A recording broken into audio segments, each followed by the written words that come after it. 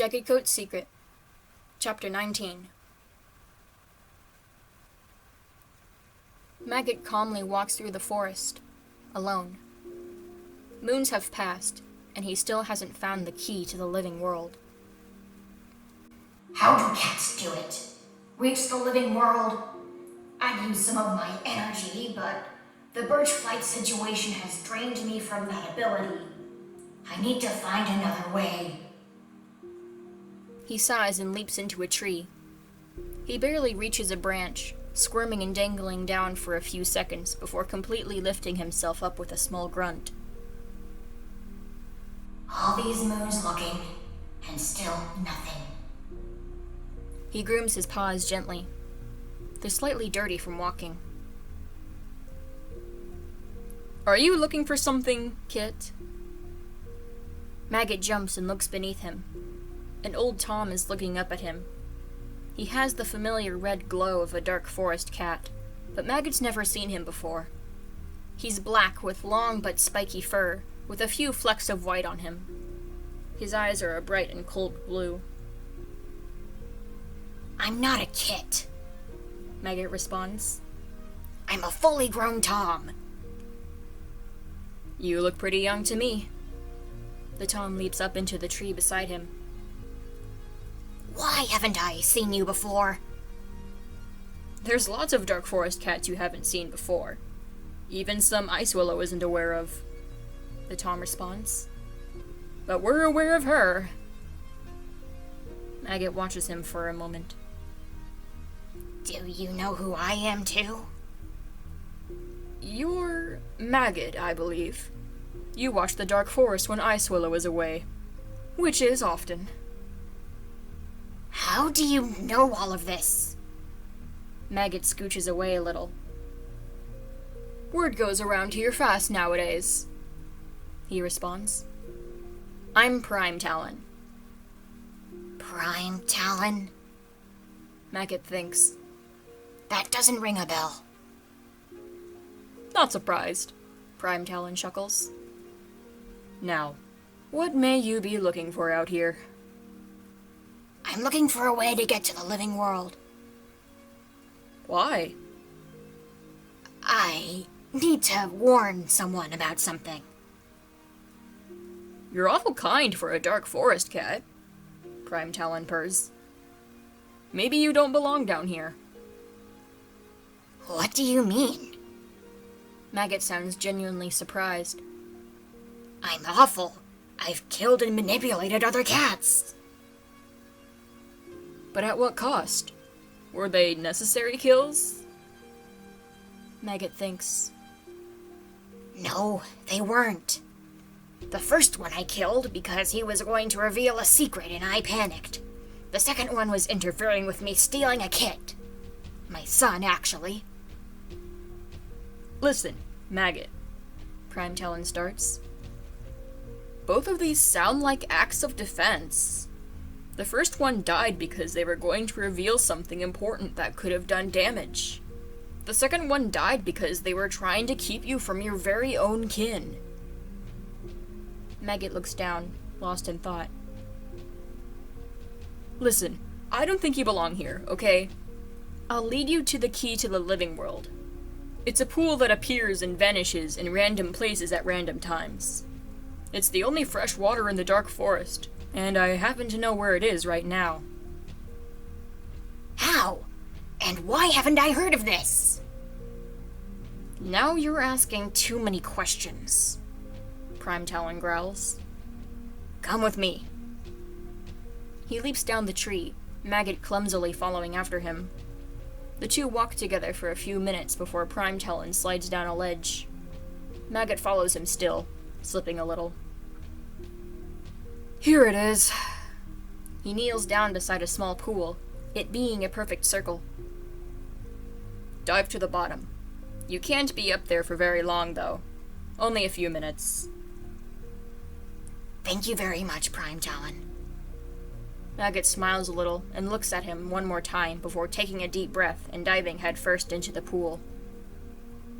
The coldness and freshness of the water startles him, and he loses his breath. Surprisingly, though, the water doesn't start to fill his lungs. Oh yeah, I'm dead already. I forgot. He paddles farther down, before starting to see light. Eyes widening, he picks up the pace and swims right into it. His head breaks out of the water, and he takes in some fresh air. He looks around to find himself in the dividing rivers for the first time in moons. I'm really here. He slowly pulls himself out of the water, and feels the coldness of Leaf Bear immediately brush his coat. Snow is just starting to fall upon the grass. It's so cold. He suddenly hears the familiar voice of Buzzard Cry. No, silly! That's ridiculous! He laughs a little.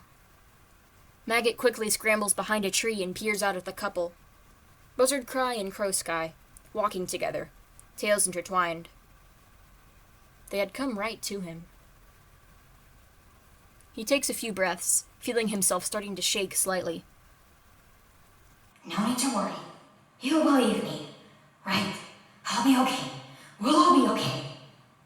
Right? He slowly steps out from behind the tree, revealing himself to the two cats. Buzzard Cry stares at him, and Crow Sky visibly jumps, startled. Grr! Rogue! Rogue! Crow Sky yells and leaps back, hissing. Get out of here! This is clan territory! Maggot stares into his icy blue eyes. I know who you are. Crow Sky shrinks a little. Buzzard Cry! Help! The dark gray Tom quickly leaps in front of his mate, teeth bared. Buzzard Cry, I want to speak with you alone. He takes a few steps backwards calmly, proving himself to be peaceful. He glares at Maggot for a few seconds before starting to calm down. Crow Sky, go back to camp. Crow Sky doesn't hesitate to swivel around the other direction and disappear quickly. All right, he's gone. Buzzard Cry stares at him. What do you want?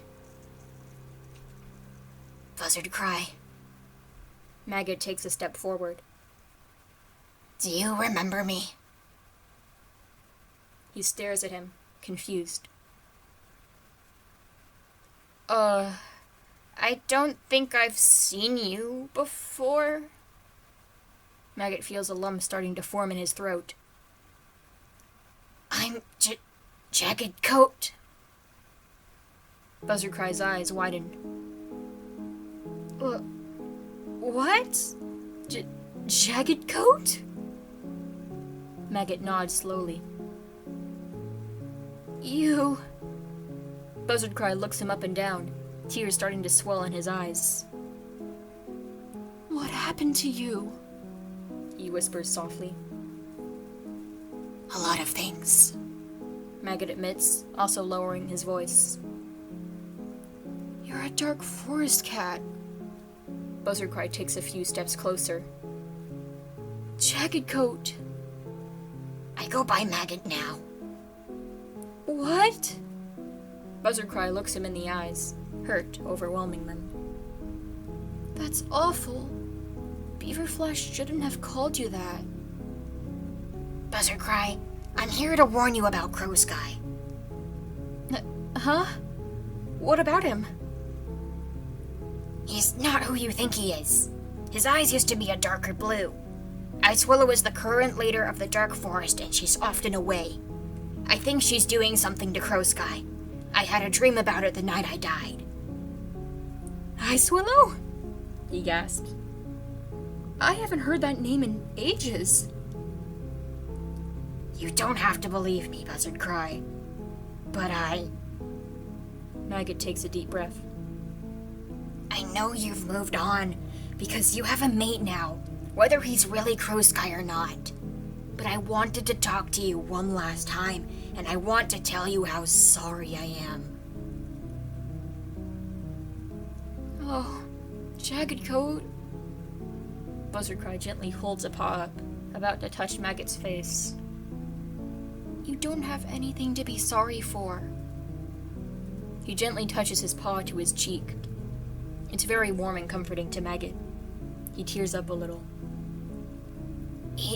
Yes, I do, Buzzard Cry. Suddenly, Maggot feels his body start to become colder. The feeling starting at his paws and slowly making its way upwards. Buzzard Cry, I don't have much time. I shouldn't be up here, and I'm starting to go back. Oh. Buzzard Cry looks a bit confused on what he's talking about. Thanks for coming to me, Jaggedcoat. Any time for you, my love. Buzzard Cry holds back tears and leans in, giving Maggot a soft kiss on the cheek. Please be safe, he whispers into his ear. Maggot, shocked by the kiss, starts to let tears fall down his face. He squeezes his eyes shut as his body gets completely drowned in the cold, and he feels the familiar sensation of being completely underwater. He opens his eyes to find himself back in the pool, and he quickly swims to the top.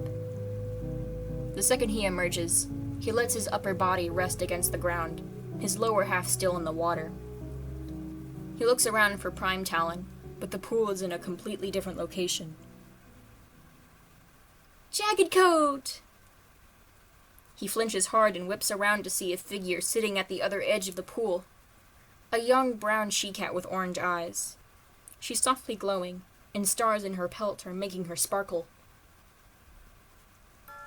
Acorn Branch? He quickly paddles over to her. Hello, Jaggedcoat! She smiles and helps him out of the pool. I've come to pick you up. Pick me up? Yep, you're coming with me. You don't have to see this place ever again. What do you mean? Jaggedcoat, you don't belong here. The Dark Forest is made for very evil cats. You aren't a monster. I'm taking you out of here and making you a wandering spirit. What's a wandering spirit? Basically a ghost who wanders the living world, she explains. Not in StarClan, not in the Dark Forest. Daywaters will be watching you, and will decide where you'll go once she's sure. Or you can just stay a wandering spirit forever if you don't truly belong in either. Daywaters? Why her? She leads StarClan, silly, she giggles. She rose to power on the night of the wipeout. Oh, wow. Like Ice Willow in the Dark Forest? Yep. Now, come on, let's go. But what about Hornet? I don't want to go without him. He still has work to do, I'm afraid, she sighs. But you can say goodbye to him if you want. Maggot looks away. Will I ever see him again? Of course you will. If you'd like, Datewaters can take you to see him sometime. But it can't be too often. It is the Dark Forest, after all. Maggot thinks, then nods a little and gently headbutts her chest. Thank you, sister. Of course. You don't deserve this place. She starts to walk. Now, lead me to Hornet so you can say goodbye to him.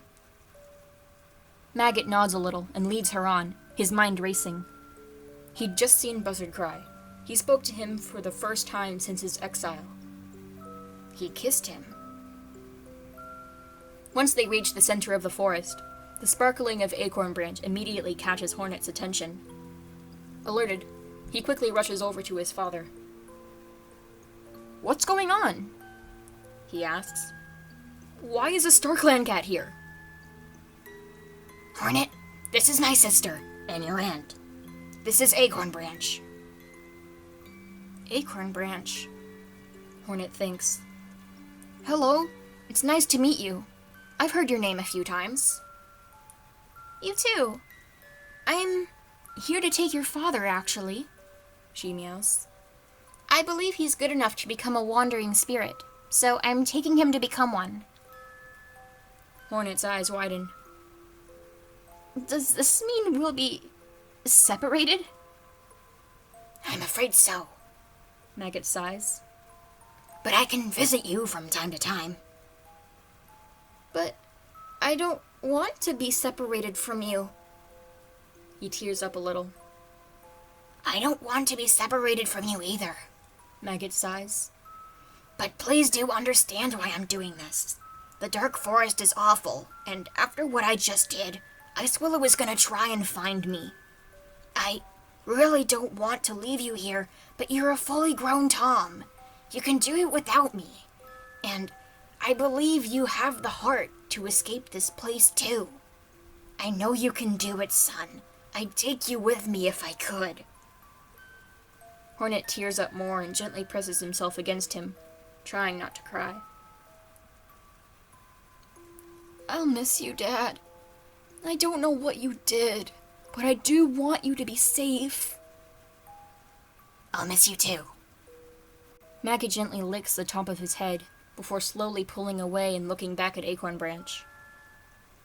All right, I'm ready to go.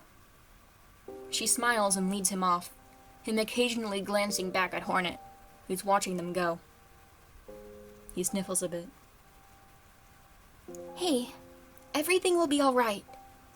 Acorn Branch presses herself against her brother. Everything will be just fine. I promise. With another smile, she slowly pulls him into the living world, Maggot feeling the red glow of the dark forest leaving his body, and being replaced with a much softer gray glow. He looks down at his paws, surprised.